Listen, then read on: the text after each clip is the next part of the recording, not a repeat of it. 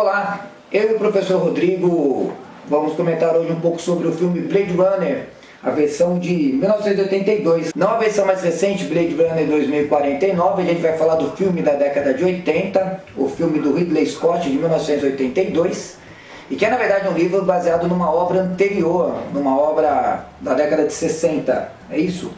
Eu acho que a gente sempre tem que iniciar fazendo uma contextualização, né, do momento histórico, da obra, no caso do livro, que nada a ver com o título do filme, né?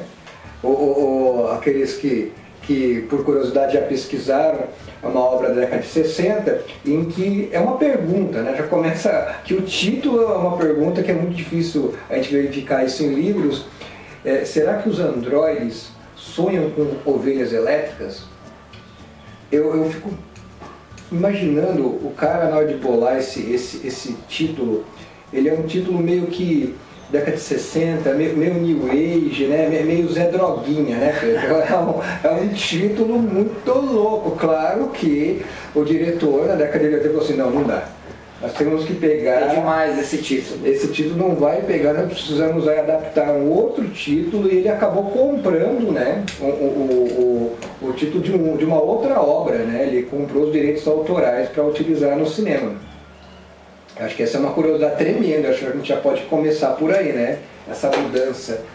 E mostra um aspecto curioso do cinema e da relação com a literatura. Nem sempre os títulos que são títulos literários, eles servem ou rendem bons títulos para o cinema, imaginando que o título do cinema é um título para ser mais bem dado, para ser mais consumido, mas nesse caso especificamente a mudança foi para melhor, com respeito ao tudo que o filme significa. É um filme cult dos anos 80, é um filme, como eu já disse, do Ridley Scott, que trabalha uma questão muito significativa para nós, que é a questão do tempo.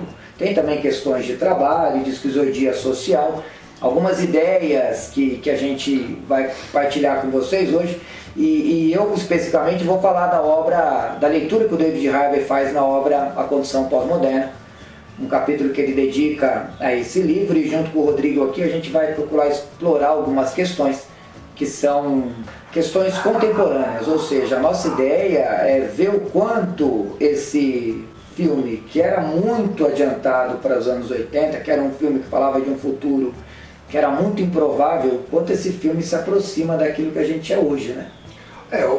Contextualizando o livro década de 60, a década de 80 ainda tínhamos a questão do conflito bélico da Guerra Fria.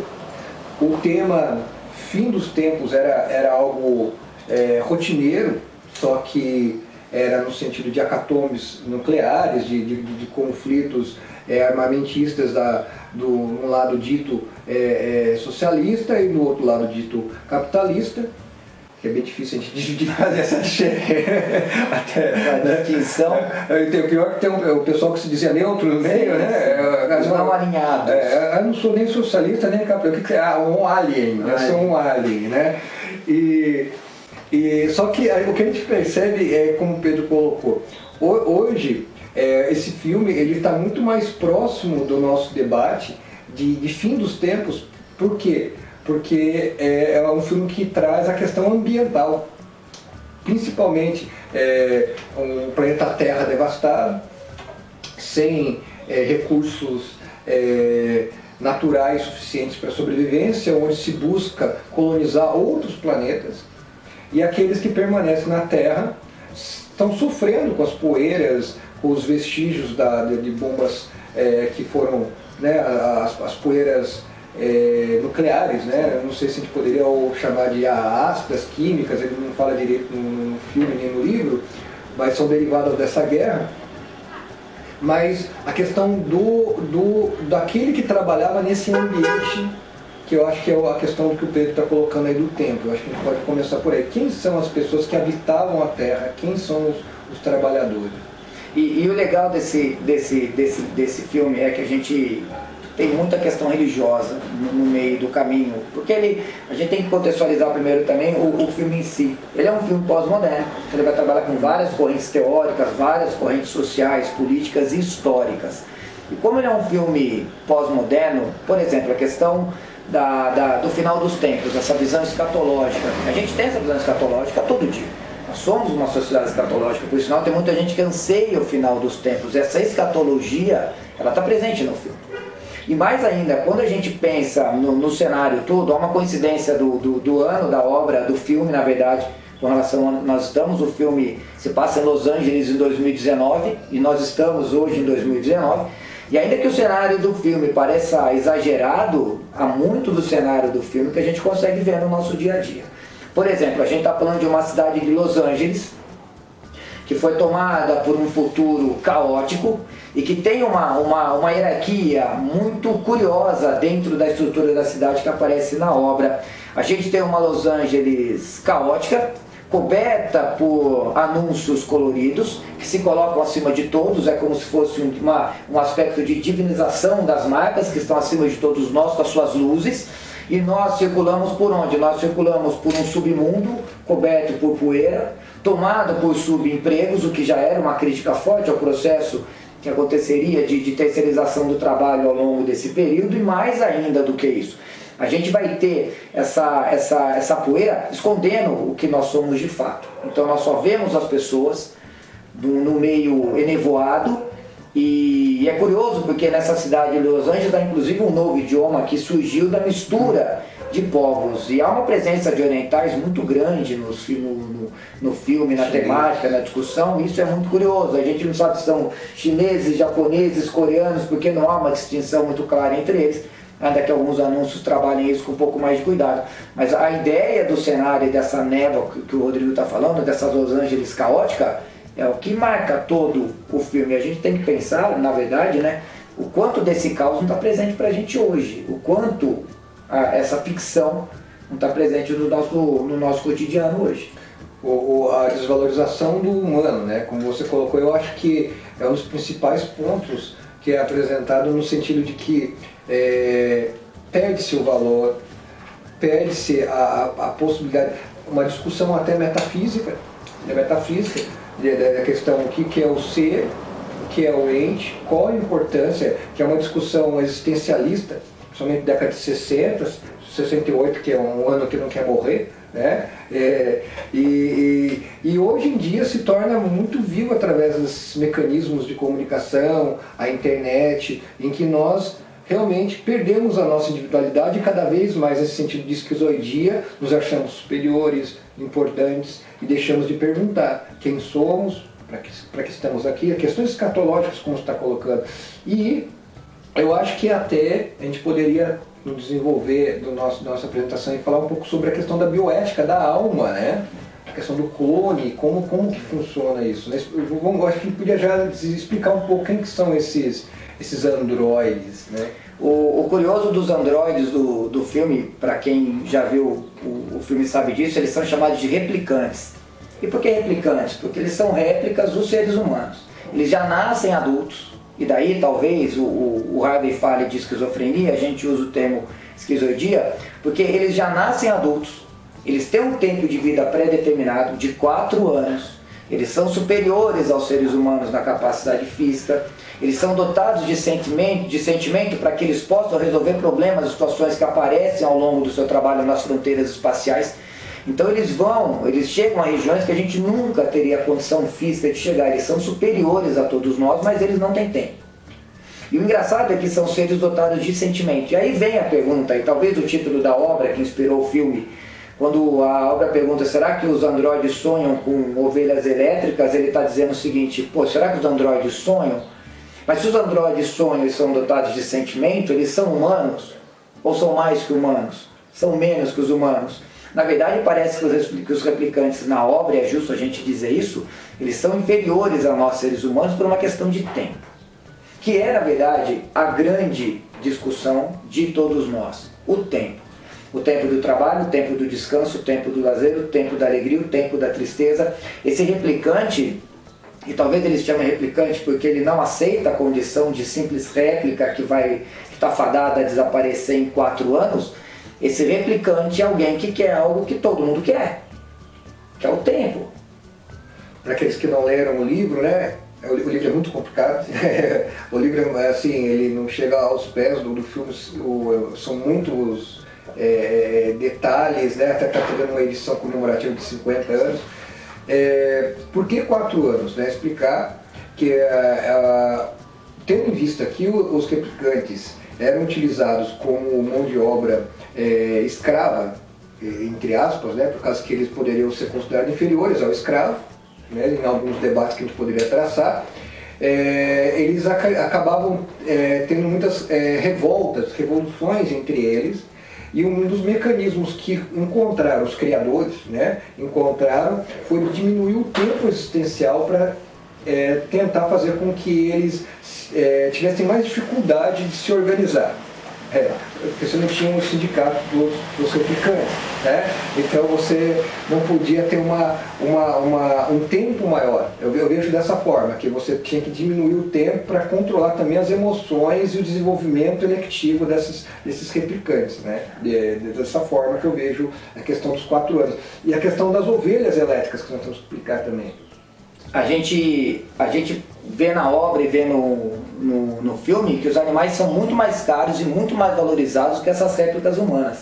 Ou seja, uma escama de uma cobra, que é uma passagem que tem no filme, ela vale muito mais do que um replicante, ela vale muito mais do que uma vida humana.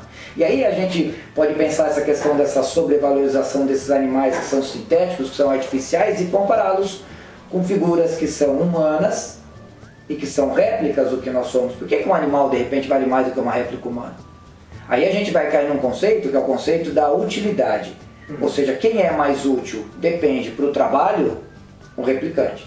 Para a diversão, o animal. E aí a gente fica nessa dinâmica moderna de discussão entre o que é pior, um mundo de trabalho sem diversão ou um mundo de trabalho com a ilusão da diversão. Porque há uma questão curiosa desse debate sobre qual a importância do animal. O animal é para te divertir e o replicante é para fazer aquilo que a gente não quer fazer, que é o trabalho. Por outro lado, esse replicante tira empregos dos humanos, cria-se uma série de subempregos, e aí a gente tem que perguntar assim, a que ponto a gente chegou para valorizar mais um animal do que uma pessoa? A que ponto a gente chegou para valorizar mais uma réplica animal do que uma réplica de pessoa? É um pensamento, é um componente social e econômico importante para a gente discutir. Afinal de contas, a gente vive numa era de desvalorização do trabalho, numa época que a gente está quase chamando de pós-trabalho. Ou seja, a gente vai ter que definir uma hora qual a função do trabalho. Quem vai trabalhar? Nós, replicantes. Ou seja, essa temática do trabalho e desse papel dos replicantes, da relação com os animais, ela é muito significativa e faz a gente pensar um pouco sobre esse ponto de vista, dessa diferença entre o animal e o replicante. Eu até consigo visualizar algumas obras que passam na sua mente. A gente tem tanta dificuldade para expressar através de uma boca que não acompanha a nossa mente, né? Você está pensando no racionalismo instrumental, você está pensando na escola de Frankfurt, você está pensando aí no irracionalismo racional, né? O racionalismo irracional, né? Esse tempo que nós vivemos, né? Em que a ciência ela nos traz algumas possibilidades de permissão. A mesma ciência que vai falar para a gente que a gente deveria ter descontração, que ela diminuiria o nosso tempo de trabalho, que geraria conforto, né? Nunca trabalhou tanto. O que a gente tem, a gente chama de cérebro moderno, né? O cérebro contemporâneo, que seria esse replicante, nada mais do que o nosso futuro. Hoje fala-se, depois da mudança da legislação de 2017, terceirização, quarteirização no nosso país, temos aí também o trabalho remoto, né? O controle remoto, né? Mas o que me chama a atenção aí na sua fala é essa questão. Hoje a gente chama de clone. A gente tem um debate hoje sobre a questão do clone, a ovelha Dolly, né? Esses animais, eles teriam alma? Esses replicantes, eles teriam alma, espírito? Que a gente volta para o debate religioso. Exatamente, exatamente. E na verdade é um debate que é religioso e que é essencial para todos nós. A questão da alma é uma questão que pode ser vista de uma perspectiva mais religiosa, de uma perspectiva menos religiosa, mas o replicante, ele tem uma alma. Porque se ele sonha, se ele tem sentimento, qual a diferença que ele tem de nós? O tempo de vida deles? E aí nós o colocamos... Ele não é animal. Exato. Mas animal é aquilo que é animado. Exatamente. E aí a gente começa a entrar nessas discussões e a gente vai pensar o seguinte: nós nos colocamos como criadores. E é por isso que o líder dos replicantes, quando ele encontra o seu criador, o líder dos replicantes é o Roy, e ele encontra o Tyrell, que é o seu grande projetista, ele tem uma chance que nós não temos, assim, né? É uma questão religiosa, de crença ou não. Ele consegue encontrar fisicamente com o seu criador. E ao encontrar com o seu criador o vê como uma obra maravilhosa, mas ele é incapaz de oferecer para o replicante aquilo que ele mais quer, que é o tempo. E a cena, talvez a metáfora dele matando o seu criador com os dedos enfiados nos seus olhos, seja para representar o seguinte: olha, eu vi coisas que você nunca vai ver. E você ao mesmo tempo está me tirando visões de outras coisas que eu poderia ver e que eu vou ser impedido por uma questão do tempo. Porque deve ser aterrador saber que vai morrer depois de 4 anos. Rodrigo, tendo sentimento, tendo a capacidade de sonhar, tendo a capacidade de sentir, imaginar que sua vida está pré-programada e que não há nada que você possa fazer para mudar, deve ser uma ideia aterradora. Então dá para a gente imaginar o quanto o replicante sofre mediante todas as pressões de trabalho, pressões sociais, pressões econômicas e políticas que todos nós estamos submetidos durante 24 horas por dia. Ou seja, a pressão do replicante é uma pressão que se aproxima muito da pressão contemporânea do pós-trabalho, de uma ciência que deveria nos libertar, mas que nos escraviza, de um mundo que é complexo e rápido demais para a gente acompanhar. Então esse sofrimento do replicante, e é uma discussão antiga, hein? Vejam que essa discussão é da década de 60, ela não é uma discussão que nasceu ontem. Essas discussões ainda elas nos preocupam e tiram o nosso sono. E aí a gente tem que pensar numa relação que o Rodrigo gosta muito, que é a relação entre o que é aquilo que a gente sonha, o que é aquilo que a gente pode alcançar, e o mundo real, totalitário e absoluto que a gente vive. Porque o replicante ele chega numa determinada época da sua vida na qual essa realidade dura demais, a realidade do seu fim, ela simplesmente não pode ser superada. Então é importante que a gente pense um pouco sobre o que a gente espera, o que a gente pretende, porque a busca do replicante é meio que a nossa busca. Eu consigo fazer uma relação bem simples para as pessoas tentarem se colocar no lugar do replicante. Sim. Eu acho que a gente tem esse problema na nossa sociedade contemporânea da empatia, né? E é só se imaginar que a questão da mulher ser reconhecida como ser humano, ela é da Revolução Francesa, de 1789, é recente demais. É o primeiro momento que se colocou na sociedade moderna que a mulher é humana. Então, essa transformação, esse processo de debate, inclusive do momento do livro, a gente estava debatendo essa questão do feminismo nesse momento, com mais ímpeto, né? Os direitos dos seres humanos como um todo. Mas você me lembrou do mito de Pandora. Abre-se a caixinha de Pandora e fecha-se com o último sentimento, que na verdade não é esperança, né? A gente traduz do português como esperança, né? Mas se fosse esperança, o sentimento teria saído da caixinha, porque seria nominável. Exato, né? Exato. Então é um sentimento não nominável, que é o sentimento na mitologia da compreensão do exato momento de sua morte. É esse sentimento que está preso ali na caixinha de Pandora, e que, segundo os gregos, isso foi uma grande bênção dada pelos deuses, de não podermos saber, compreender o momento exato da nossa morte. Porque se a gente soubesse desse momento, como um médium apocalíptico, a gente poderia estar alterando a linhagem do destino, do Deus Destino, né? O Deus a Fortuna estaria sendo atrapalhada pelos comandos. Eu acho que é nesse sentido que dá para fazer essa ponte. E daí, se a gente pensar na última cena do filme, que é uma das últimas cenas, na verdade, quando o Roy está morrendo, ele está chovendo, e ele tem uma metáfora que ele está chorando, e ele diz que tudo que ele sentiu, tudo que ele viveu, se perderiam como lágrimas na chuva. E ele está segurando uma pombinha branca, que é uma coisa simbólica muito forte, e ele diz tempo ou hora de morrer. E morre. E é uma cena muito forte, porque isso que o Rodrigo falou, da gente não saber o momento que isso vai acontecer, a gente não querer alterar a ordem natural das coisas, é algo que é realmente uma bênção. Porque a ideia e a expectativa de saber que você vai morrer, ela deve ser aterradora demais, e o replicante passa por isso. E a questão volta sempre para a questão do tempo, porque o tempo continua sendo fundamental. Quanto tempo a gente tem de vida? Quanto tempo a gente tem de trabalho? Quanto tempo a gente vai ter de alegria? Quanto tempo a gente vai ter de amor? Quanto tempo a gente vai ter de liberdade ou não liberdade? Ou seja, há um simbolismo muito rico nessa dinâmica. E para a gente terminando, eu vou usar uma fala aqui do Harvey. O livro do Harvey, Condição Pós-Moderna, o capítulo onde trata disso é o tempo e o espaço no cinema pós-moderno. Ele está falando de uma experiência no espaço do tempo. Há uma ideia do Harvey que eu vou, para encerrar a minha fala, e eu deixo para o Rodrigo poder depois pensar um pouco sobre ela, é o seguinte. O Harvey diz que o caos da sociedade ele é tolerado porque ele traz uma aparência de liberdade.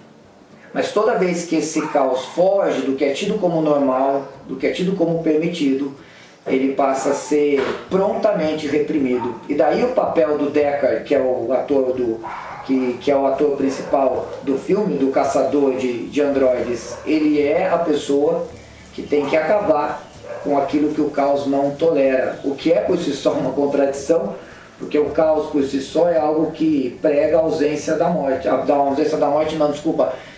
O caos é o que prega a ausência de toda a ordem.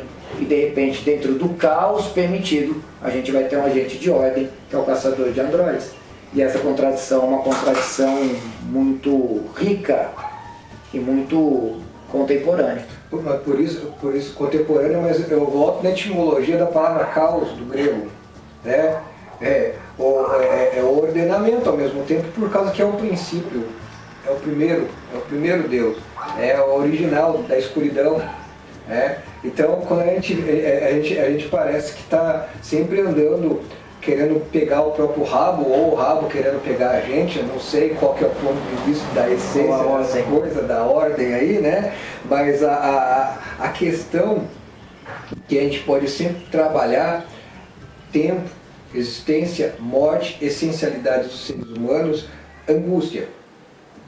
A gente pode trabalhar com a questão da angústia como liberdade de superação no mundo moderno, contemporâneo, na linha francesa do livro e do filme, ou também a gente pode voltar um pouquinho lá para os históricos e deixar a morte para ser pensada no momento que eu morrer, porque eu tenho tantas coisas para pensar durante a vida.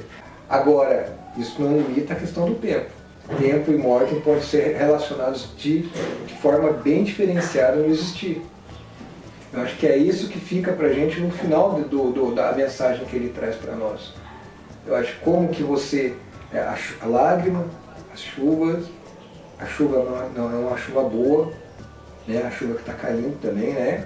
No momento da morte, a pomba, qual que é o significado da questão aí crística, católica da pomba? Volta, o filme parece que não, mas ele o tempo todo ele traz um debate de bioética e religiosidade. Exatamente. Na verdade, ele traz um debate sobre o que nós somos, o que a gente pretende e o que a gente é capaz de fazer ou não com aquilo que a gente conhece, com aquilo que a gente pode criar, e qual é o limite desse papel de criador que a gente acaba assumindo e que é muito bem trabalhado no filme. Ou seja, eles são seres, são simulacros, são somente androides, o que eles são. E que nos remete à grande pergunta essencial, é a pergunta mais importante de todas, que é o que de fato nós também somos. Você já parou para pensar que você pode ser um androide? E se você for um androide, será que você não é um androide limitado porque ainda você não conseguiu sonhar com ovelhas elétricas? É isso aí, um abraço.